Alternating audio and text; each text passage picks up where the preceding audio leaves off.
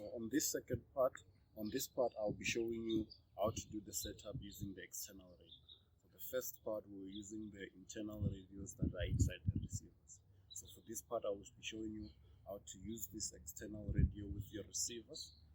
This is when you have to do like long range surveys that are more than 5 kilometers, that you have to go long distances from your base. Okay. So this is your external radio. So I'm just going to put this on the tripod. Okay. So this is the cable that I'll use to connect the radio to the base and also to the battery. So this cable here has so many pins, it's 5 pins inside. This connects to your radio. So it connects to the top part of the radio. So this has to go in like this. There's a red dot here on this connection pin. It has to line up with the red dot that's on this radio. So it goes in like this. Okay, so that's connected. So that's for the radio. And if you look here now, there's 3 more connection pins. Okay, so that goes to your receiver. This is for when you have to connect to your PC, and this is for the power to go to the battery. Okay, so now I'm going to connect to the receiver. So there's also a red dot there. That also has to line up with a red dot on the connecting point on the receiver. So that's connected. Okay, so we're not going to use this this connection pin.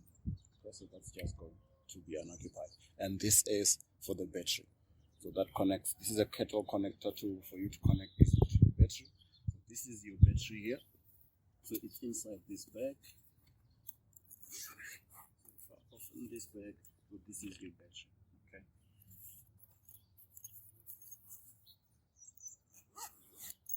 So if you check on this side, this is the connection that you're going to use to connect your battery to the radio. So you just click it in and you are connected. Okay.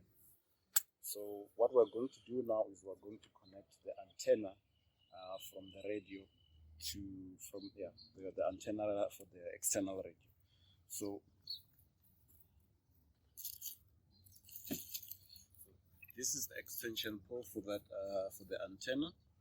Okay, and this is the cable that goes from the radio to the antenna, and this is the whip antenna. Okay, so what I'm going to do now is I'm just going to quickly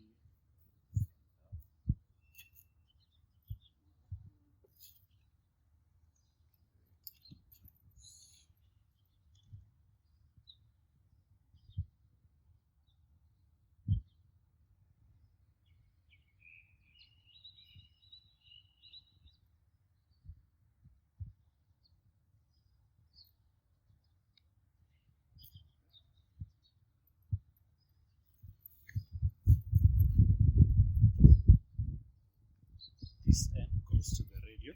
That's what I'm going to screw in onto the external radio.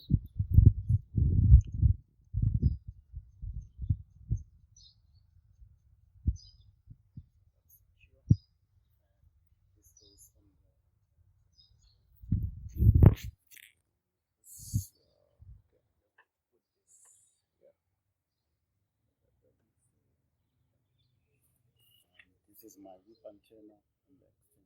I'm just going to take that out. Okay.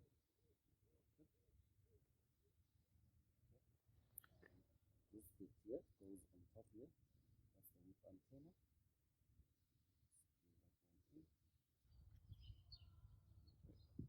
Secure, and it goes on top of the pole.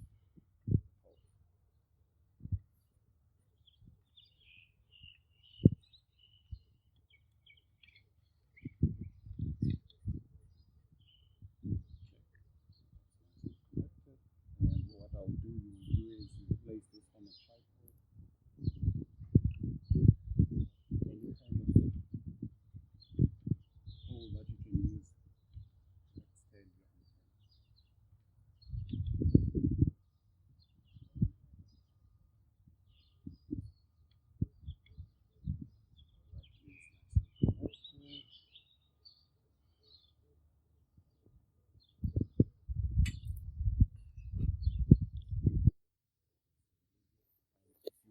take it higher, you are able to lift that pole a bit much more higher. So now this will do.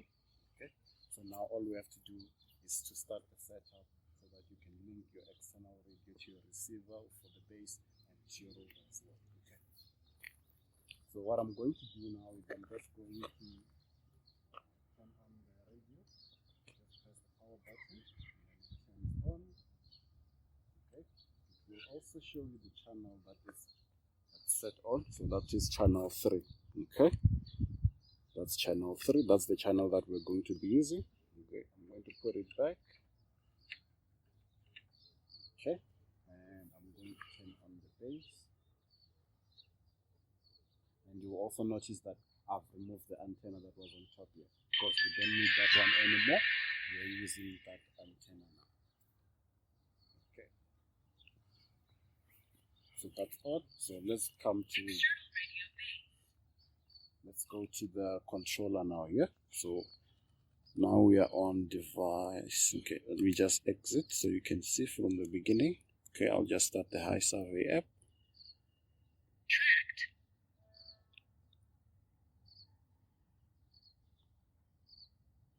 Okay, I'm going to, okay, let's say for this case we're starting a new project, so I'm just going to select project and info. I'm going to give this project a name. Let's just say this is external base. Okay, select OK. It's created. We'll just skip that. Okay, and if we wanted to select coordinate system, that's the one that we're going to use. Apply. Okay, then I exit. Okay, now let's go to device. Okay, so now we want to set up the base. So I'm going to select base, and I'm going to choose to select connect for the device, and I'm going to choose the serial number that corresponds to my base. That's 2357. That's what I'm going to select here. 2357. Yes. So it's connecting to my base now. Okay, that's connected. Okay, so I'm still also setting by average point, and as you can see, message type, elevation mask. Now the data link, that's what we changed. On the previous one it was internal UHF, now we're using external radio. Okay, and we don't set the channel yet. The set channel is already set on the external radio there, which is channel 3, and now all we do is set. It takes an average.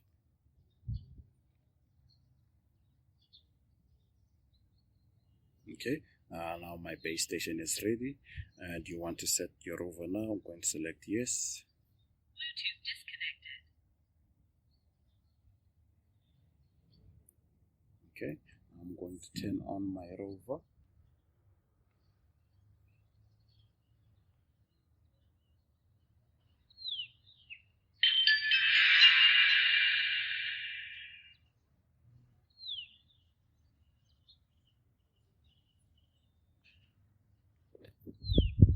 Internal UHF rover.